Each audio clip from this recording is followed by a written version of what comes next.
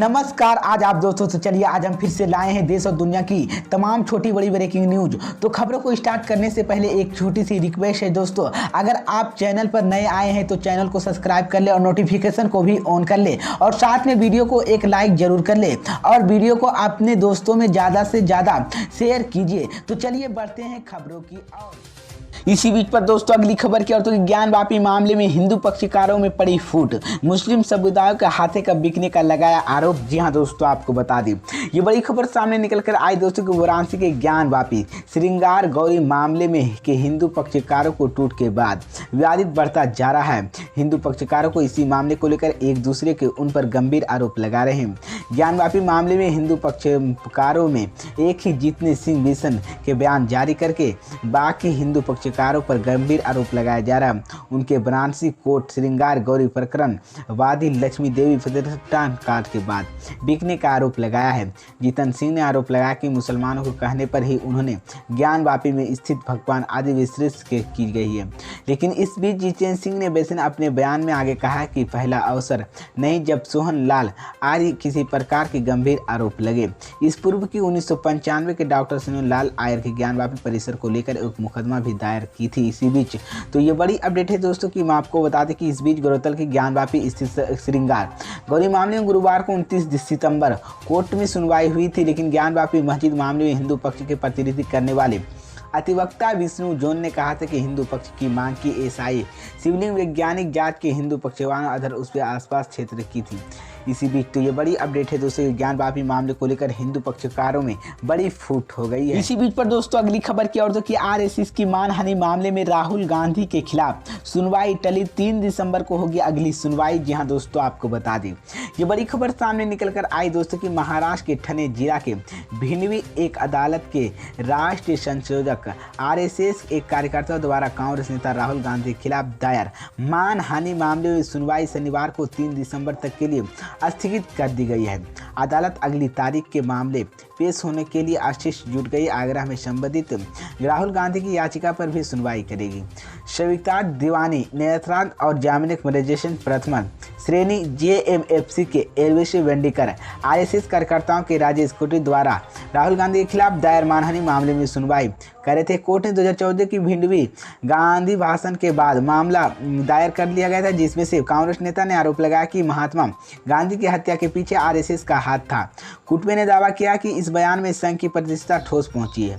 लेकिन इस मामले में 2018 में ठणे की एक अदालत में राहुल गांधी के खिलाफ आरोप लगाया गया था, जिसमें लेकिन उन्होंने अपने खिलाफ आरोप में स्वीकार नहीं किया, जिसमें गांधी वकील ने नारायण दायर कहा था कि उपस्थित आस्थातीय छूट के लिए गांधी की और याचिका 2 तारीख की पहले ही दायर की थी, लेकिन अब तक उस पर सुनवाई नहीं हुई। बता दें कि राहुल गांधी वर्ष 2024 में एक भाषण दिया था, जिसमें से उन्होंने महात्मा गांधी की हत्या के लिए आरएसएस की जिम्मेदार ठहराया था। इस केस में राहुल गांधी के साल 2018 में खुद कोर्ट के समझ में पेश हुए थे और उन्होंने खुद बेकसूर बताया। तो ये बड़ी अपडेट है दोस्तों कि राहुल गांधी के मानहानि मामले में अब 3 दिसंबर को अगली सुनवाई हो गई है और सुनवाई टल गई है। तो ये बड़ी अपडेट है। इसी बीच पर दोस्तों अगली खबर की ओर तो कि देश में 5G सेवा शुरू होने पर अखिलेश यादव ने बीजेपी पर साधा निशाना। जी हां दोस्तों, आपको बता दें ये बड़ी खबर सामने निकल कर आई दोस्तों को उत्तर प्रदेश के पूर्व सीएम अखिलेश यादव ने केंद्र सरकार द्वारा 5G सेवा शुरू किए जाने पर बीजेपी पर तंज कसा है। समाजवादी पार्टी के राष्ट्रीय अध्यक्ष अखिलेश यादव ने शनिवार को एक ट्वीट कर कहा है, जिसमें से उन्होंने लिखा कि बीजेपी के राज में जनता के पहले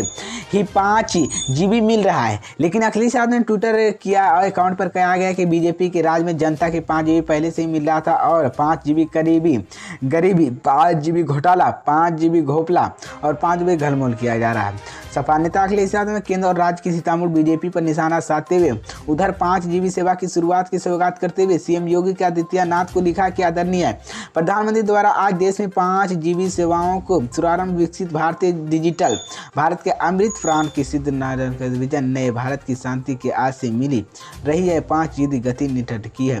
लेकिन इस बीच पीएम नरेंद्र मोदी ने आज राजधानी की दिल्ली में 5G सेवाओं की शुरुआत की है और भारत ने 4 दिन तक चलने वाले इंडियन मोबाइल कांग्रेस की भी शुरुआत की है। देश की दो बड़े टेलीकॉम कंपनियां जियो और एयरटेल मानहानि की इसकी सेवा शुरू करने जा रहा है। इसी बीच तो ये बड़ी अपडेट है दोस्तों कि देश में 5G शुरू होने को लेकर अखिलेश यादव ने बीजेपी पर निशाना साधा है। इसी बीच पर दोस्तों अगली खबर की ओर तो कि जम्मू कश्मीर के पूर्व मुख्यमंत्री महबूबा मुफ्ती ने भाजपा पर लगाया आरोप। कहा 2024 के चुनाव के बाद भाजपा भारतीय संविधान कर देगी समाप्त। जी हां दोस्तों, आपको बता दें ये बड़ी खबर सामने निकल कर आई दोस्तों कि पीपुल डेवलपमेंट पार्टी के अध्यक्ष और पूर्व मुख्यमंत्री महबूबा मुफ्ती ने वीरवार को सभी गौर भाजपा दलों को एक मंच पर आने पर जोर देते हुए कहा है कि 2024 के संसदीय चुनाव के बाद भाजपा भारतीय संविधान को समाप्त कर देगी। यही नहीं, वो राजध्वज तिरंगे जगह भी भगवा झंडा करेगी। पीडीपी अध्यक्ष महबूबा मुफ्ती ने आरोप लगाया कि आज अपने निवास पर पत्रकारों के साथ बातचीत में लगाया कि महबूबा मुफ्ती ने जम्मू कश्मीर में रहने वाले अन्य राज्यों को नागरिकों को भी वोट डालने का अधिकार दिए जाने पर एतराज जताया है और कहा है कि इस पर आगे की राजनीति तय करने के लिए उन्होंने नेशनल प्रेस कॉन्फ्रेंस अध्यक्ष फारूक अब्दुल्ला से भी संपर्क किया है।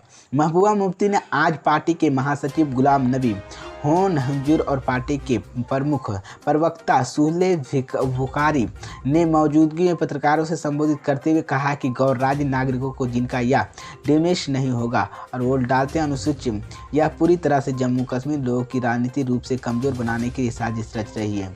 इस बीच मैं आपको बता दें यहाँ नहीं फैसले के राष्ट्रपति भाजपा के राजनीतिक हित के लिए फैसले लिए जाते हैं, लेकिन पीडीएफ अध्यक्ष महबूबा मुफ्ती ने पूरे देश में अगवा किस तरह से देश के विभिन्न हिस्सों में चुनाव को धांधली की जा रही है और सिर्फ चुनाव से पहले ही नहीं चुनाव के बाद भी भाजपा सरकारी मशीनों दुरुपयोग अपने हक में करती है और भाजपा के मुल्क हिंदू राष्ट्र नहीं बल्कि भाजपा राष्ट्र बदलना चाहती है। लेकिन मैं आपको बता दूं उन्होंने कहा है कि अनुच्छेद 377 हटाया गया है, जिस तरह से राष्ट्रीय संविधान मर्दज भाग किया गया और जम्मू कश्मीर के विशेष दर्जा समाप्त करने के बाद भाजपा ने जम्मू कश्मीर के पूरे देश बेच दिया है। उन्होंने कहा कि अब गौर सियासित लोगों की मददगारी प्रदान करना फैसलाबाद भाजपा के यहाँ पूरी तरह से हवाई मानने की सुरक्षित है। इस बीच तो ये बड़ी अपडेट है दोस्तों कि मैं आपको बता दें कि जम्मू कश्मीर के पूर्व मुख्यमंत्री महबूबा मुफ्ती ने भाजपा पर यह बड़ा आरोप लगाया है और कहा है कि 2024 के चुनाव के बाद भाजपा भारतीय संविधान को खत्म कर देगा। तो ये बड़ी अपडेट है।